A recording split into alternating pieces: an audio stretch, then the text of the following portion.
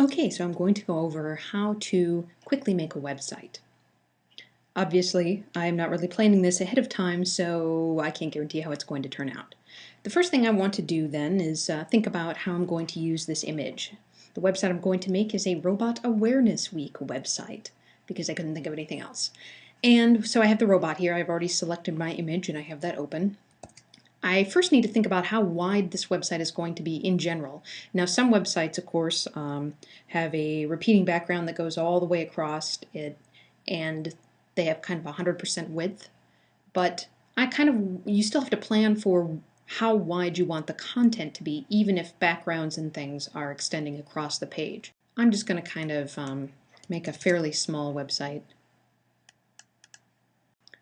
If I have two different files, if I click and hold down on one of them, I can pull it over into the other file. So now I've done that, I'm going to close that little guy. So here I have this huge robot. Control or Command T to transform. Then I hold down Shift to constrain the proportions. If I don't hold down Shift, then he gets all squishified, which we don't really want. He's already facing the way I want him to face, which is to the right, so that he can kind of look at the words, which is generally a good idea in terms of layout. So I might have him kind of hang out over the navigation, I think. So I double click and then he is transformed. So one thing to keep in mind is I think I will go ahead and have a white background for the top bar area. So we'll notice that there's a little bit of light gray there. I can do one of two things. I can either have this tolerance set kind of low, and then I use the wand tool and select, and then I hit delete. It does make him kind of jaggedy. One thing to avoid that with would be to do that prior to transforming his size, because then it won't look quite as obvious. You can kind of see then as I resize him down that you can't really see that kind of jaggediness that we were getting a little bit before. Resize him down a little bit more. I'm actually going to delete a little area of here. And I'm actually not going to use the bottom half of him, so that's why I wasn't as concerned with where that was cutting off. Then the next thing I need to do is figure out what I want for navigation and other things. I'm going to make a new layer. By the way, I always recommend naming your layers. You can right-click and choose Layer Properties. It just makes it easier when you have a ton of layers.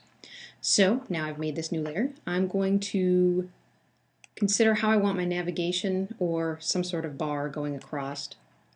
I'm going to go to Layer, Layer Style, and you can actually do this a couple of different ways, but I'm doing this so I can show you the drop down, and you can see here that we have a whole bunch of interesting layers that you can use. So we have Color Overlay, Gradient Overlay, we have Outer Glow, which I'm going to click for a second and then show you something kind of neat which you may not be aware of. If you set it to multiply and choose the color as black, that's how you get that kind of shadow technique that you see sometimes. You can kind of use that to make that shadow. But I'm going to cancel. So, Layer Style, Gradient Overlay. Now the default for this is actually black and white. There's some other colors that you can choose and various patterns. A lot of them are pretty hideous. I mean, seriously, purple and orange, gross. But I'm just going to click on this, and I actually already know what color I want because I copied it from something else. So I'm going to just paste in that hexadecimal value here and here. But I'm actually going to make this one just a tiny bit lighter.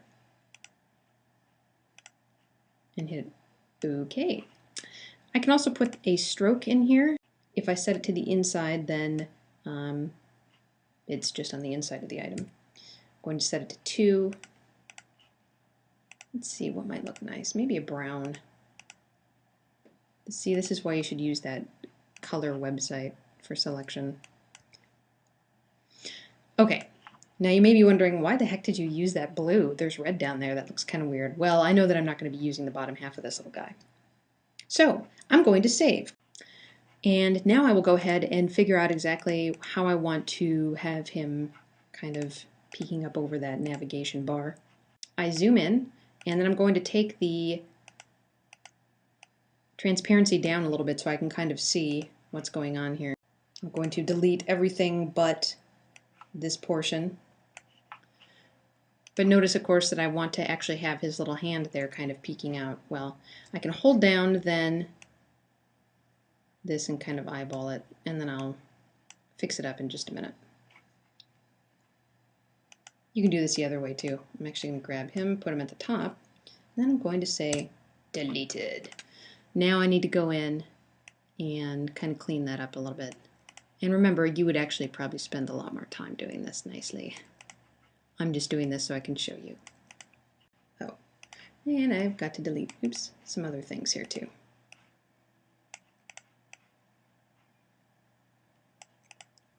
And I can add some shadow to that later if I want, or what have you. But for the moment, no. Now I'm going to type in Robot Awareness Week.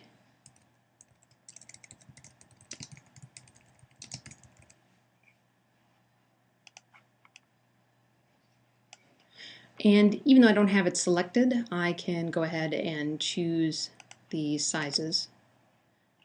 Let's see here. Sometimes you may have to stretch out the item a little bit.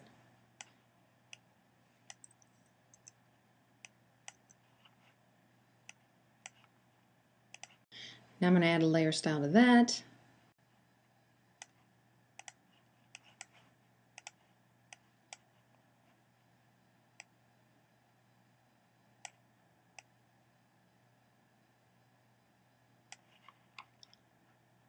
So I've kind of got just the basic bare bones area completed.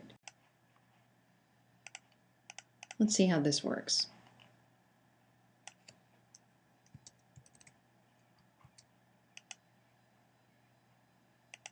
Sometimes, by the way, you'll notice that even though I selected this over here, I went to go use my text and it gave me a different color than what I wanted. That'll happen on occasion. It seems kind of random sometimes.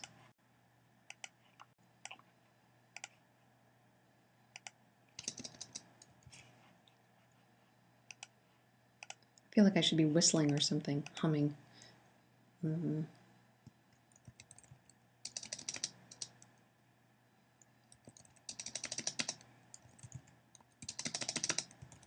remember, you don't have to do this the same way that I do.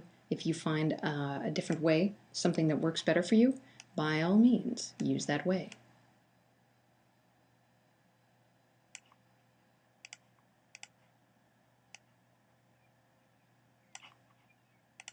So I have kind of the basics of it done right here, and then I would consider what I want to do for the bottom portion of this. I know that this bar will be extending all the way across the page, even though my content will be in the center of the page. So I have a couple of different options. I could put a different color down there. Maybe that lovely shade of green, but I don't think that's going to look right. Wow, that's really nauseating. Actually, I don't like that at all. Let's change it to something else. Well, let's just forget about that and choose a light blue here. Okay, so what I'm going to do is just kind of space these things out just a little bit and make sure that they look about right.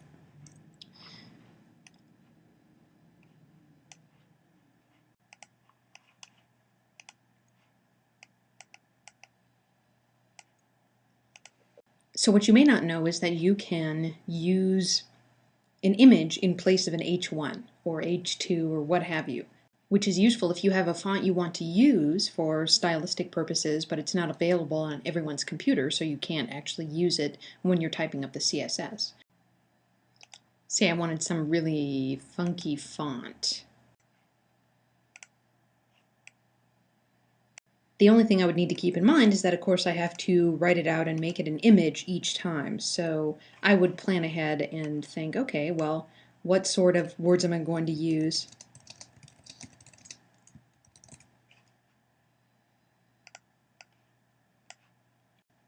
Etc. And then when we go to cut up the actual website, we will save those as images.